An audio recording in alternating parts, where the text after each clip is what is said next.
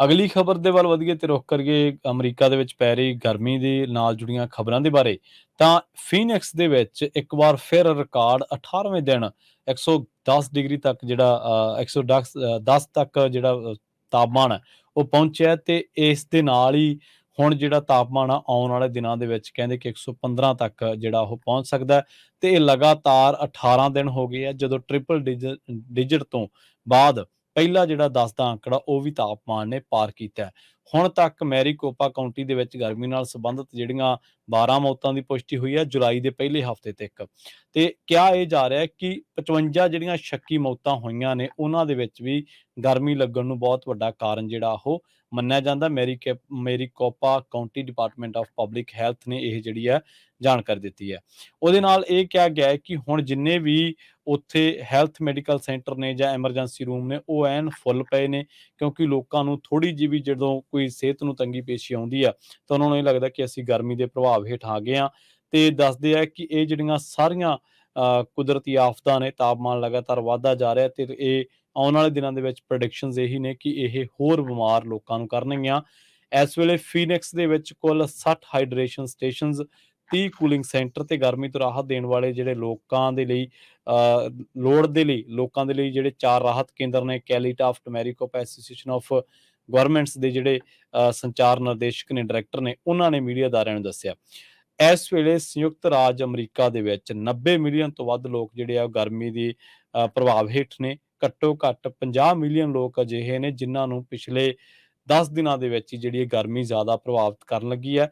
10 ਜੂਨ ਤੋਂ ਲੈ ਕੇ ਲਗਾਤਾਰ 38 ਦਿਨਾਂ ਤੱਕ ਜਿਹੜਾ ਟੈਕਸਸ ਤੋਂ ਐਰੀਜ਼ੋਨਾ ਤੱਕ ਦੱਖਣ ਪੱਛਮ ਦੇ ਜਿੰਨੇ ਵੀ ਇਲਾਕੇ ਆ ਉਹਨਾਂ ਦੇ ਵਿੱਚ ਤਾਪਮਾਨ ਜਿਹੜਾ ਉਹ ਖਤਰਨਾਕ ਲੈਵਲ ਤੇ ਉੱਚੇ ਪੱਧਰ ਤੇ ਜਾ ਰਿਹਾ ਤੇ ਗਰਮੀ ਦੇ ਲਈ ਚੇਤਾਵਨੀਆਂ ਜਿਹੜੀਆਂ ਉਹ ਦਿੱਤੀਆਂ ਜਾ ਰਹੀਆਂ ਨੇ ਮੌਸਮ ਵਿਭਾਗ ਵੱਲੋਂ। ਤੇ ਇਹਦੇ ਕਰਕੇ ਹੁਣ ਕਹਿ ਰਿਹਾ ਕਿ ਫੀਨਿਕਸ ਦੇ ਵਿੱਚ ਜਿੰਨੇ ਵੀ ਹੈਲਥ ਸੈਂਟਰ ਨੇ, ਫੀਨਿਕਸ ਦੇ ਵਿੱਚ ਜਿੰਨੇ ਵੀ ਸਿਹਤ ਦੇ ਨਾਲ ਜੁੜੇ ਕੇਂਦਰ ਨੇ, ਉਹਨਾਂ ਦੇ ਵਿੱਚ ਲੋਕਾਂ ਦਾ ਜਿਹੜਾ ਆਉਣਾ ਜਾਣਾ ਉਹ ਇੱਕਦਮ ਵੱਧ ਚੁੱਕਿਆ ਜੀ।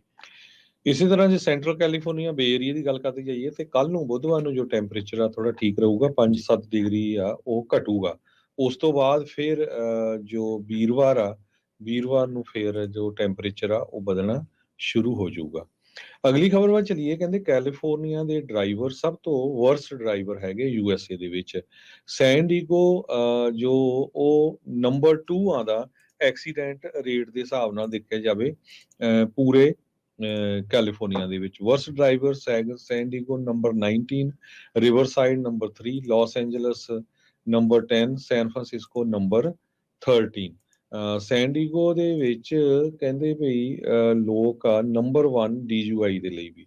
ਬਹੁਤ ਸਾਰੇ ਲੋਕ ਡਰੰਕ ਹੋ ਕੇ ਡਰਾਈਵ ਕਰਦੇ ਹੈਗੇ ਆ। ਸੈਨ ਡੀਗੋ ਦੇ ਜੋ ਜੋਏ ਵੈਰੀਅਰ ਆ ਉਹਨਾਂ ਨੇ ਇਹ ਕਿਹਾ ਆ ਵੀ ਇਹ ਇੱਕ ਬਹੁਤ ਹੀ ਜ਼ਿਆਦਾ ਸਰਪ੍ਰਾਈਜ਼ਿੰਗ ਆ ਕੈਲੀਫੋਰਨੀਅਨਸ ਦੇ ਲਈ ਵੀ ਇੰਨੇ ਜ਼ਿਆਦਾ ਉਹ ਕੇਅਰਲੈਸ ਹੈਗੇ ਆ ਤੇ ਸ਼ਰਾਬ ਪੀ ਕੇ ਜੋ ਕਾਰਾਂ ਆ ਉਹ ਚਲਾਉਂਦੇ ਹੈਗੇ ਆ। ਸੋ ਇਹਦੇ ਨਾਲ ਆਮ ਲੋਕਾਂ ਦਾ ਜਿਹੜਾ ਆ ਨੁਕਸਾਨ ਹੁੰਦਾ। ਜਦੋਂ ਕਿਤੇ ਐਕਸੀਡੈਂਟ ਹੁੰਦਾ ਆਮ ਬੰਦਾ ਜਿਹੜਾ ਜਾ ਰਿਹਾ ਉਹਨੂੰ ਪਤਾ ਹੀ ਨਹੀਂ ਹੈਗਾ ਵੀ ਅਗਲੇ ਬੰਦਾ ਜਿਹੜਾ ਡਰੰਕ ਡਰਾਈਵਿੰਗ ਆ ਜਾਂ ਉਹ ਬੜਾ ਜਿਹੜਾ ਆ ਕੇਅਰਲੈਸਲੀ ਡਰਾਈਵ ਕਰ ਰਿਹਾ ਹੈਗਾ। ਕਹਿੰਦੇ ਵੀ ਇੱਕ ਤਰ੍ਹਾਂ ਦੇ ਨਾਲ ਸ਼ੌਕਿੰਗ ਹੈਗਾ। ਸੋ ਇਹਨੂੰ ਸਾਰੇ ਨੂੰ ਦੇਖਦੇ ਹੋਏ ਬਹੁਤ ਸਾਰੇ ਜੋ ਸ਼ਹਿਰ ਆ ਉਹ ਆਪਣੀ ਤੌਰ ਦੇ ਉੱਤੇ ਉਹਨਾਂ ਨੇ ਕੰਮ ਕਰਨਾ ਸ਼ੁਰੂ ਕਰ ਦਿੱਤਾ ਹੈ ਵੀ ਕਿਸ ਤਰ੍ਹਾਂ ਇਸ ਨੂੰ ਕੰਟਰੋਲ ਕਰ ਸਕਦੇ ਹੈਗੇ ਆ। ਸੋ ਗੱਲ ਕਰਦੇ ਜਾਈਏ ਬੇ ਏਰੀਏ ਦੀ। ਬੇ ਏਰੀਏ ਦੇ ਡਰਾਈਵਰਸ ਨੂੰ ਹੁਣ ਤੁਹਾਨੂੰ ਆਟੋਮੈਟਿਕ ਟਿਕਟ ਤੁਹਾਡੇ ਘਰ ਆ ਜਾਣੀ ਆ ਜੇ ਤੁਸੀਂ ਬੇ ਏਰੀਏ ਦੇ ਕਿਸੇ ਵੀ ਹਾਈਵੇ ਤੇ 11 ਮਾਈਲਸ ਪਰ ਆਵਰ ਦੇ ਹਿਸਾਬ ਨਾਲ ਜ਼ਿਆਦਾ ਚਲਾਣੇ ਹੈਗੇ ਆ ਕਾਰ। ਮੰਨ ਲਓ ਵੀ ਜੇ ਕਿਤੇ 55 ਆ ਤੇ 66 ਤੇ ਚਲਾਉਂਦੇ ਹੋਏ ਕੈਮਰੇ ਲੱਗੇ ਹੋਏ ਆ ਤੇ ਉਹ ਕਹਿੰਦੇ ਵੀ ਆਟੋਮੈਟਿਕਲੀ ਹੁਣ ਤੁਹਾਡੇ ਘਰਾਂ ਦੇ ਵਿੱਚ ਟਿਕਟਾਂ ਆਉਣੀਆਂ ਸ਼ੁਰੂ ਹੋ ਜਾਣਗੀਆਂ। ਇਹ ਬਹੁਤ ਛੇਤੀ ਸ਼ੁਰੂ ਹੋਣ ਜਾ ਰਿਹਾ। ਸੋ ਜਿੰਨੇ ਵੀ ਸਾਡੇ ਸਰੋਤੇ ਸੁਣ ਰਹੇ ਆ ਪਲੀਜ਼ ਧਿਆਨ ਦਿਓ ਬੇ ਏਰੀਏ ਦੇ ਕਿਸੇ ਵੀ ਹਾਈਵੇ ਦੇ ਵਿੱਚ ਜਿਹੜੀ ਲੀਗਲ ਲਿਮਟ ਆ ਉਹਦੇ ਉੱਤੇ ਹੀ ਕਾਰ ਚਲਾਇਓ। ਜੇ ਤੁਹਾਡੀ 11 ਮਾਈਲ ਉਸ ਲੀਗਲ ਲਿਮਟ ਤੋਂ ਉੱਪਰ ਹੋਈ ਜੋ ਤੁਹਾਡੀ ਸਪੀਡ ਆ ਤੇ ਤੁਹਾਨੂੰ ਜਿਹੜਾ ਆ ਉਹ ਟਿਕਟ ਘਰ ਆ ਜਾਊਗੀ ਤੇ ਫਾਈਨ ਇਹ $50 ਤੋਂ ਸਟਾਰਟ ਹੋਊਗਾ। ਇਹਦੇ ਵਿੱਚ ਇੱਕ ਕੈਲੀਫੋਰਨੀਆ 'ਚ ਨਵਾਂ ਬਿੱਲ ਬਣਿਆ ਸੀ, ਅਸੈਂਬਲੀ ਬਿੱਲ 645। ਸੋ ਇਸ ਬਿੱਲ ਦੇ ਮੁਤਾਬਕ ਜੋ ਡਰਾਈਵਰ ਸਪੀਡ ਕਰ ਰਿਹਾ ਆ, ਉਹਨੂੰ ਟਿਕਟ ਦਿੱਤੀ ਜਾ ਸਕਦੀ ਆ ਸਪੀਡ ਕੈਮਰਾ ਦੇ ਨਾਲ।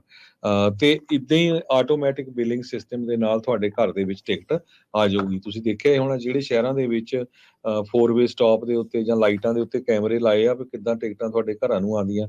ਜਦੋਂ ਕਈ ਵਾਰੀ ਬੰਦਾ ਲੰਘਦਾ ਟਿਕਟ ਉੱਥੇ ਹੁੰਦੀ ਆ।